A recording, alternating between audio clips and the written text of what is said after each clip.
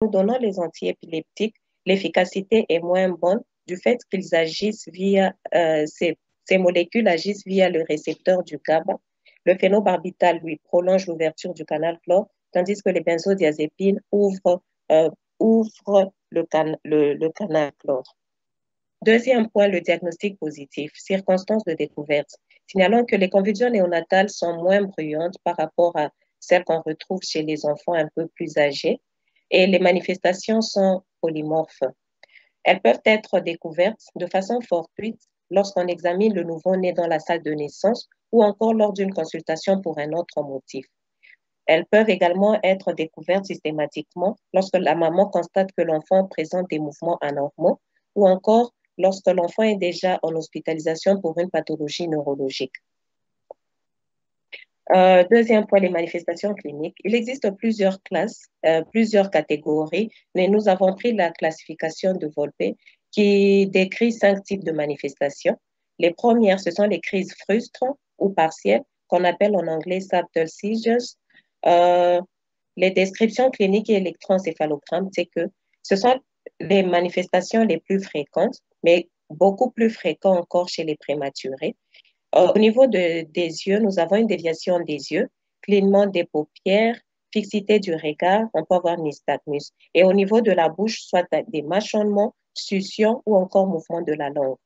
Au niveau des membres, on peut avoir des mouvements de rame, des membres supérieurs, ou encore des pédalages des jambes, ou encore qu'on appelle boxing des bras.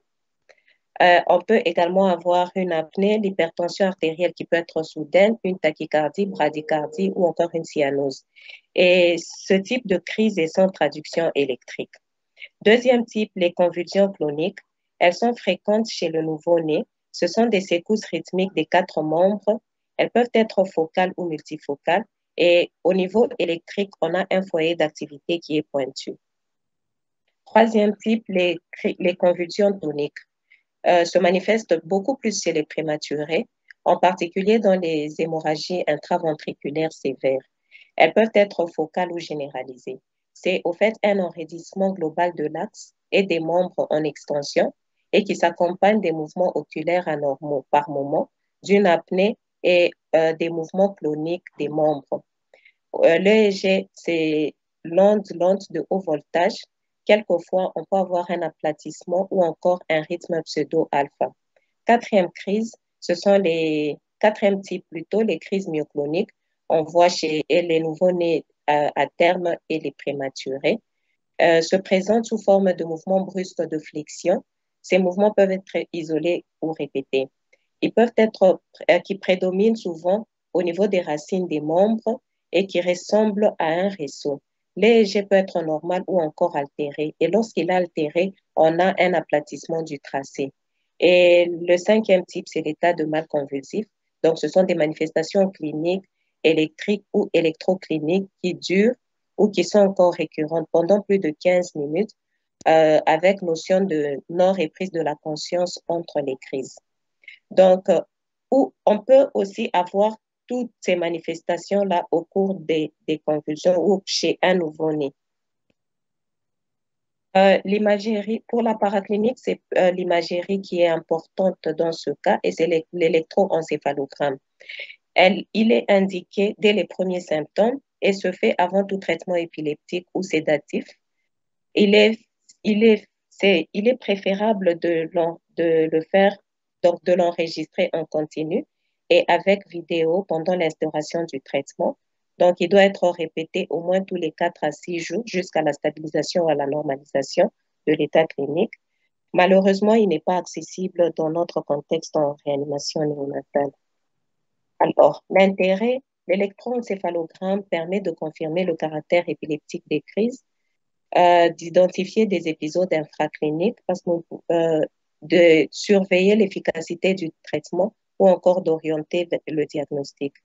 Le premier ici, c'est l'EEG normal à gauche et à droite, c'est des types d'EEG qui sont anormales. Alors, par rapport à l'EEG, nous pouvons avoir 3 situations. La première situation est que on peut avoir des crises avec activité électrique. c'est ce qu'on appelle des crises épileptiques. Donc, c'est plus des convulsions cloniques focales, toniques, myocloniques. Et ces types de convulsions répondent très bien aux anticonvulsivants. Deuxième situation, c'est lorsqu'on a des convulsions sans activité électrique. On appelle cela des crises non épileptiques. Elles peuvent être aussi toniques généralisées, elles peuvent être frustres, certaines myoclonies, et ces convulsions ne répondent pas très bien aux anticonvulsivants. Par exemple, en cas de certaines encéphalopathies qui sont sévères ou des lésions diffuses du cortex.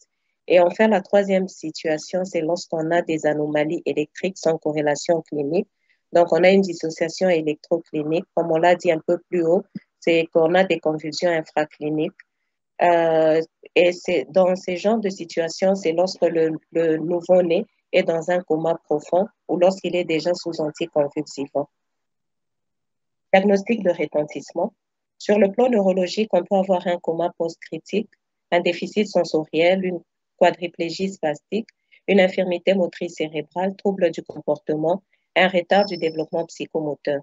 Sur le plan respiratoire, on peut avoir des apnées centrales, des pressions respiratoires ou une hypoventilation. Sur le plan cardiaque, une tachycardie ou encore on peut avoir une défaillance multiviscérale.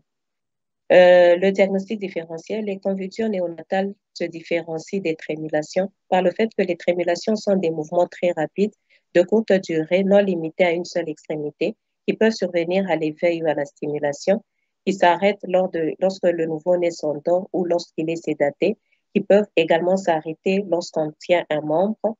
Donc, on les trouve plus dans des cas d'hypoglycémie, hypocalcémie ou lors d'un syndrome de sévrage ou d'une hypoxie aiguë périnatale. Deuxième diagnostic différentiel, ce sont les myoclonies bénignes du sommeil, qui sont des mouvements brusques des membres, du tronc ou de la face pendant quelques secondes, de façon non stéréotypée et qui surviennent au hasard. Et ces myoclonies cèdent lorsqu'on réveille le nouveau-né.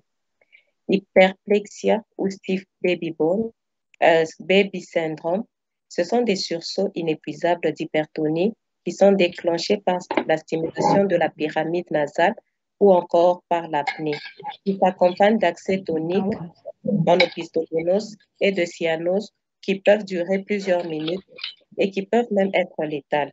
La manœuvre de Vigevano permet d'arrêter ces troubles. Donc, il s'agit d'une flexion du tronc qui arrête sur le corps qui arrête les accès. S'il vous plaît, fermez vos micros. Et fermez vos micros. Et dans ce cas... Vas-y. Dans ce cas, léger est normal. Diagnostic étiologique, l'enquête étiologique